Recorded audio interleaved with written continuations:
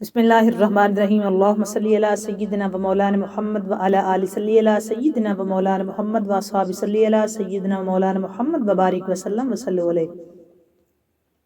السلام علیکم ورحمۃ اللہ وبرکاتہ۔ دوستو، آج رہائش شان سیدہ کائنات پارٹ 8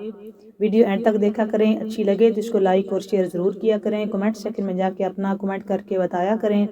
کہ آپ کو یہ ویڈیوز کیسی لگ رہی ہیں اور آپ نے اس میں سے کیا سیکھا۔ اگر آپ چینل پر نئے ہیں تو چینل کو سبسکرائب کر کے بیل آئیکن پریس کرتے ہیں تاکہ ہماری ہر آنے والی نئی ویڈیو آپ تک بر وقت پہنچ سکے۔ بڑھتے ہیں ہم آج اپنے موضوع کی طرف، رہائش شان سیدہ کائنات پارٹ 8۔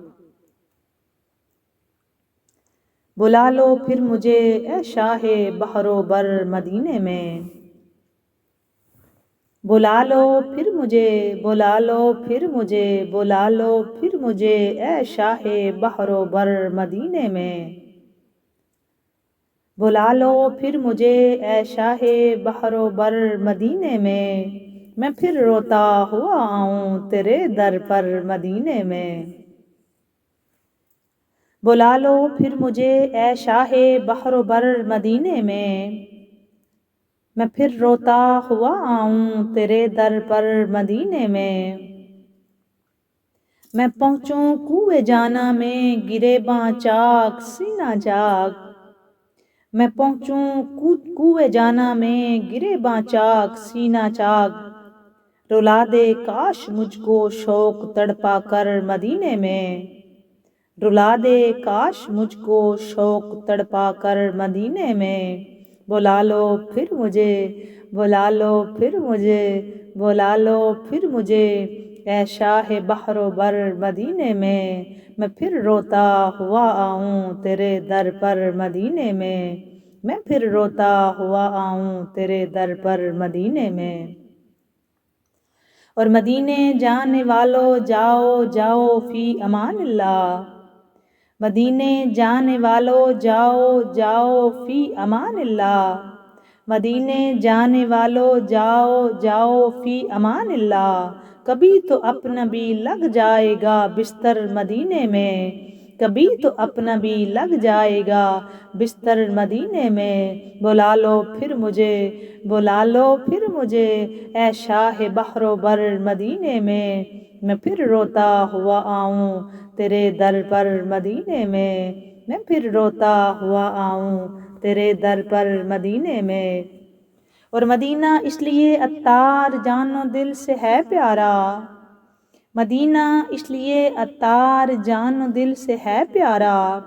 مدینہ اس لیے عطار جان و دل سے ہے پیارا، کہ رہتے ہیں میرے آقا میرے دلبر مدینے میں،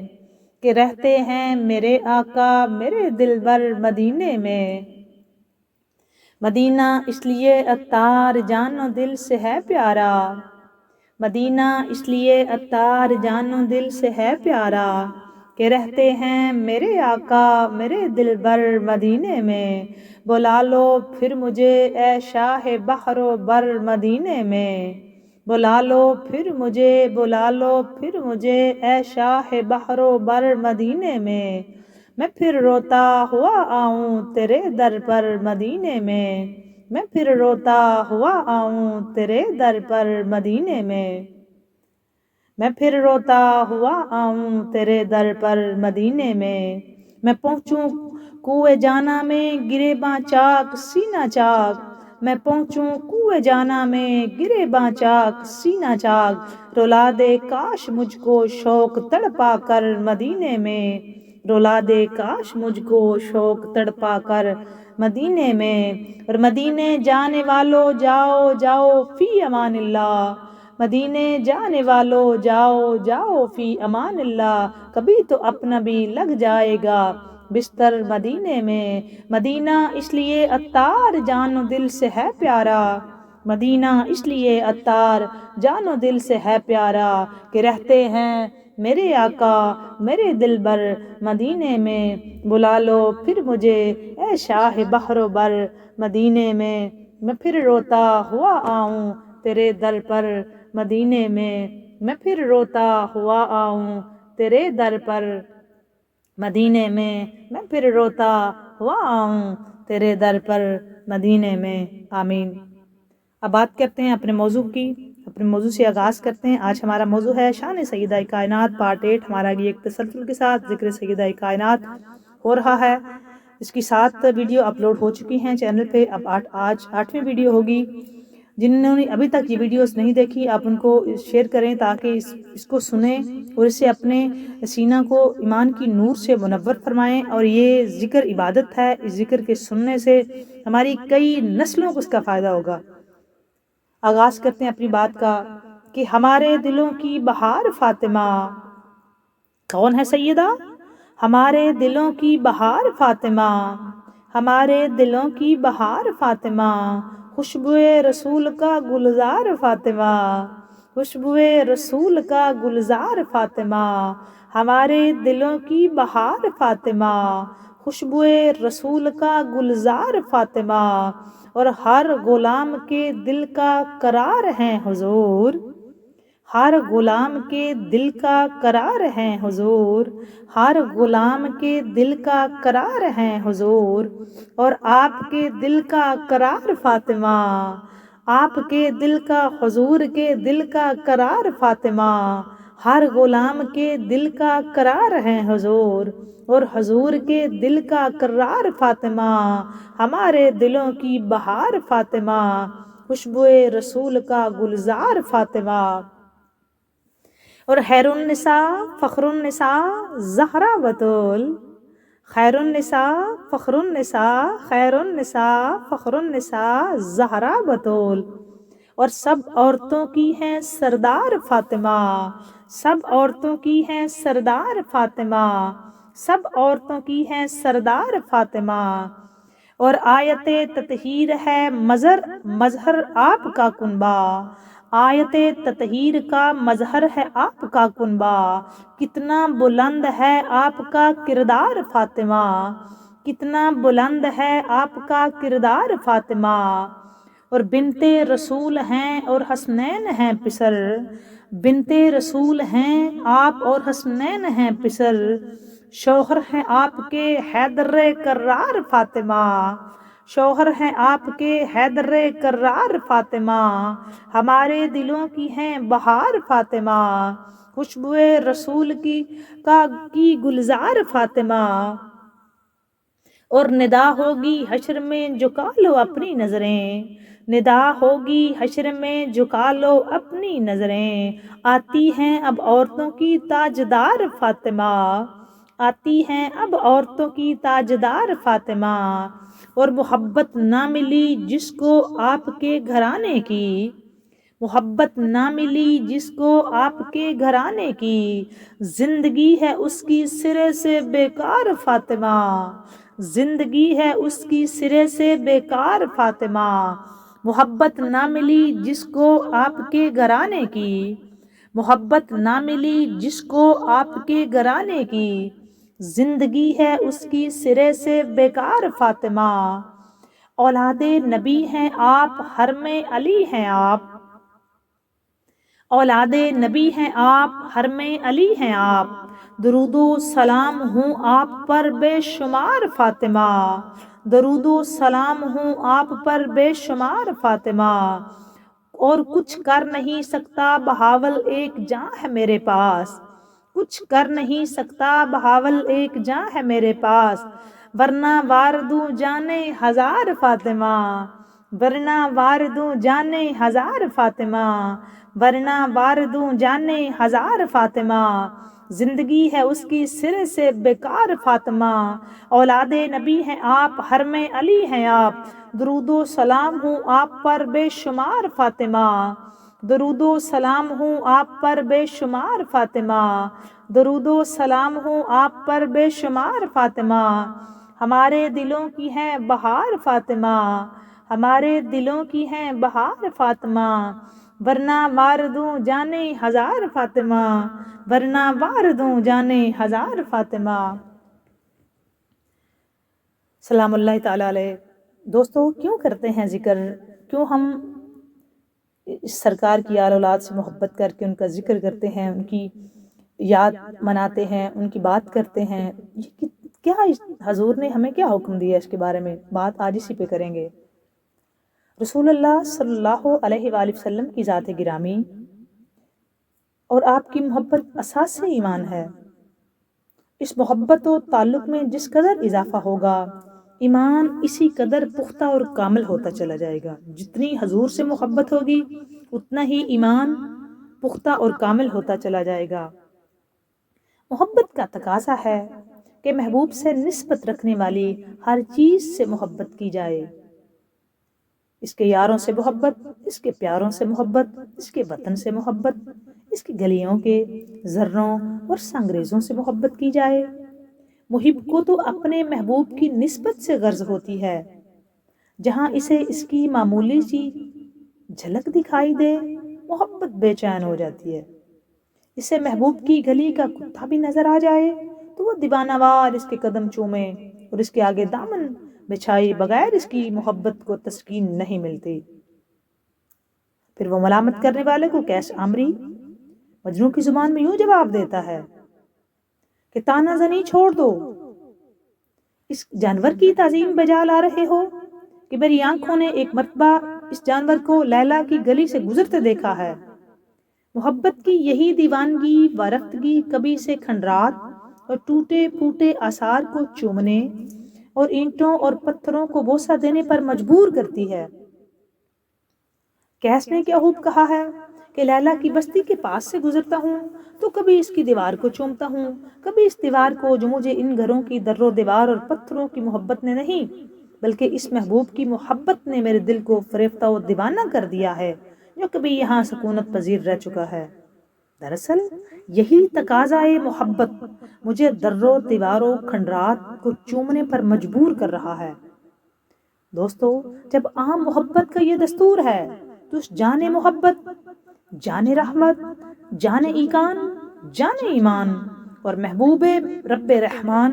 سید الانس والجان کی محبت کس درجہ سچی اور پختہ ہونی چاہیے۔ اس حسن مجسم، محسن اعظم اور سراپائے رحمت و نعمت صلی اللہ علیہ وآلہ وسلم سے تعلق و نسبت کا کیا تقاضا بنتا ہے؟ ہر ذی شعور اس کا اندازہ بخوبی کر سکتا ہے۔ ایمان کا تقاضا ہے کہ حضور صلی اللہ علیہ وآلہ وسلم سے ادنا تعلق رکھنے والی چیز سے بھی محبت کی جائے، چاہے جائے کہ وہ ہم وقت قرب و معیت کے مزے لوٹنے والے اصحاب ہوں یا دامان مصطفیٰ میں تربیت پانے والے گھر کے افراد اہل بیت۔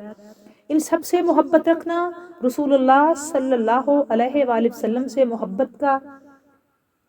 بالکل یہی لازمی نتیجہ ہے۔ اور قرآن پاک میں اللہ تعالیٰ نے کیا حکم دیا؟ اللہ فرماتا ہے قُلْ لَا أَسْأَلُكُمْ عَلَيْهِ أَجْرًا إِلَّا الْمَوَدَّةَ فِي الْقُرْبَى۔ حبیب آپ فرمائیے میں تم سے اس دعوت حق پر کوئی معاوضہ نہیں مانگتا بجز قرابت کی محبت کے۔ اس آیت کی تفسیر حضرت عبداللہ ابن عباس، دوستو حضرت عبداللہ ابن عباس نے اس آیت کی تفسیر میں یوں فرمایا کہ جب یہ آیت کریمہ نازل ہوئی تو صحابہ کرام نے عرض کیا یا رسول اللہ صلی اللہ علیہ وآلہ وسلم، آپ کے قرابت دار کون ہیں جن کی محبت ہم پر واجب ہے؟ دوستو آپ نے میرے ان لفظوں پہ ضرور غور کرنا ہے۔ میں نے یہ آپ کو ریپیٹ کر کے اس لیے بتایا کہ میں آپ کو اصل میں بتانا یہ چاہتی ہوں کہ کیوں ہم اس ذکر کو ہر روز کر رہے ہیں۔ ہم ایک تو میں یہ کلیئر کر دوں کہ ہماری ذات اوقات ہم اپنی مرضی سے یہ نہیں کر سکتے، یہ اللہ کا کرم اور توفیق ہوتی ہے۔ آیت کریمہ میں نے آپ کے سامنے پڑھی تو حضرت عبداللہ ابن عباس فرماتے ہیں، یہ مفسر قرآن ہیں بہت بڑے، حضرت عبداللہ کا بہت بڑا مقام ہے۔ وہ فرماتے ہیں کہ صحابہ کرام نے تاجدار کائنات صلی اللہ علیہ وآلہ وسلم سے عرض کیا آقا آپ کے قرابت دار کون ہیں جن کی محبت ہم پر واجب ہے؟ لفظ واجب پہ غور کرنا ہے، محبت واجب ہے، یہ ذہن میں رکھیں، محبت واجب ہے، یہ یاد کرنے والی شے ہے۔ تو آپ صلی اللہ علیہ وآلہ وسلم نے فرمایا علی و فاطمہ تو ابناہما، علی، فاطمہ اور ان کے دونوں صاحبزادے حسن اور حسین علیہ السلام۔ ابن عطیہ کی تفسیر کے مطابق یہ آیت مدنی ہے اور بقول بعض مفسرین کے یہ مکی ہے۔ اس صورت میں آنے والے واقعات کی غیبی خبر پر یہ زیادہ گہری باتیں ہیں، یہ شاید آپ کو نہ سمجھ میں آئیں۔ آیت قربا سے یہ جو لفظ قربا آیا ہے نا، فی القربا، اس سے مراد اہل بیت ہیں، اس سے مراد ہیں ہی اہل بیت۔ پھر اگلی آیت کی بات کر لیتے ہیں۔ اہل بیت کرام وہ طیب و طاہر اور برگزیدہ ہستیاں ہیں جنہیں اللہ تبارک و تعالیٰ نے اعتقادی، عملی اور اخلاقی برائیوں سے منزہ، پاک، پاکیزہ، طاہر اور مطہر رکھا۔ قرآن پاک میں اللہ تبارک و تعالیٰ فرماتا ہے انما یرید اللہ لیذھب عنکم الرجس اہل البیت ویطہرکم تطہیرا۔ اے نبی کے گھر والو، اللہ تعالیٰ تو یہی چاہتا ہے کہ تم سے دور کر دے ہر قسم کی ناپاکی کو اور تمہیں اچھی طرح پاک کر کے خوب پاکیزہ کر دے۔ یہ سورۃ الاحزاب کی آیت کریمہ ہے۔ اس آیت مبارکہ میں اہل بیت کرام کی عظیم مدح و ثناء اور ان کی طہارت کا اعلان ہے۔ حضرت ام المومنین حضرت عائشہ صدیقہ رضی اللہ تعالیٰ عنہ سے مروی ہے کہ سرکار صلی اللہ علیہ وآلہ وسلم نے سادہ اونی چادر اوڑھی ہوئی تھی۔ یہ بھی بڑی توجہ طلب بات ہے کہ حضرت امام حسن بن علی، امام حسن مولا حسن مجتبیٰ سیدہ کے بڑے صاحبزادے، بی بی فرماتی ہیں کہ سرکار نے سادہ اونی چادر اوڑھی ہوئی تھی۔ حضرت حسن بن علی آئے، حضور صلی اللہ علیہ وآلہ وسلم نے ان کو چادر میں داخل کیا۔ پھر حضرت امام حسین علیہ السلام آئے اور چادر میں داخل ہو گئے۔ پھر سیدہ زہرا پاک آئیں اور آپ نے ان کو بھی چادر میں لے لیا۔ پھر حضرت علی آئے، آپ نے ان کو بھی چادر میں داخل کر لیا۔ پھر یہ آیت تطہیر تلاوت فرمائی۔ ان کی پاکی کا خدائے پاک کرتا ہے بیان۔ آیت تطہیر سے ظاہر ہے شان اہل بیت۔ مفسرین کرام بیان کرتے ہیں اس آیت تطہیر میں اہل بیت چادر کے نیچے خاص اہل عبا جنہیں چادر میں ڈھانپا گیا، سیدہ زہرا پاک، مولا علی لاجپال اور دونوں شہزادے مولا حسن اور حسین، اور حضور نے یہ آیت کریمہ جو ہے وہ تلاوت فرمائی۔ اب اگلی آیت کی بات کرتے ہیں جو مبالہ ہوا۔ اہل بیت اطہار کی تعظیم اور ان سے محبت و مودت اس لیے بھی ضروری ہے کہ انہیں سرکار ابد قرار صلی اللہ علیہ وآلہ وسلم سے قربت کی بنا پر اللہ تبارک و تعالیٰ نے بڑی عظمت و رفت سے نوازا ہے، جس کا اظہار اس آیت کریمہ سے بھی ظاہر ہے، جسے آیت مبالہ کہا جاتا ہے۔ اس آیت کا شان نزول یہ ہے کہ نجران کے نصارہ عیسائیوں کا ایک وفد حضور صلی اللہ علیہ وآلہ وسلم سے مناظرہ کرنے مدینہ آیا۔ آپ صلی اللہ علیہ وآلہ وسلم نے حضرت عیسیٰ علیہ السلام کے بارے میں درست عقیدہ بیان فرمایا، نہ کہ وہ خدا ہے، نہ خدا کے بیٹے، بلکہ اللہ کے بندے اور اس کے رسول اور حضرت مریم کے بیٹے ہیں۔ عیسائی یہ کہتے تھے کہ حضرت عیسیٰ علیہ السلام اللہ کے بیٹے ہیں۔ تاجدار کائنات نے فرمایا بیٹے نہیں ہے، اللہ اولاد سے پاک ہے۔ حضرت عیسیٰ علیہ السلام اللہ بھی نعوذ باللہ نہیں ہے، وہ اللہ کے بندے ہیں اور اللہ کے رسول ہیں، سچے رسول ہیں۔ عیسائیوں کا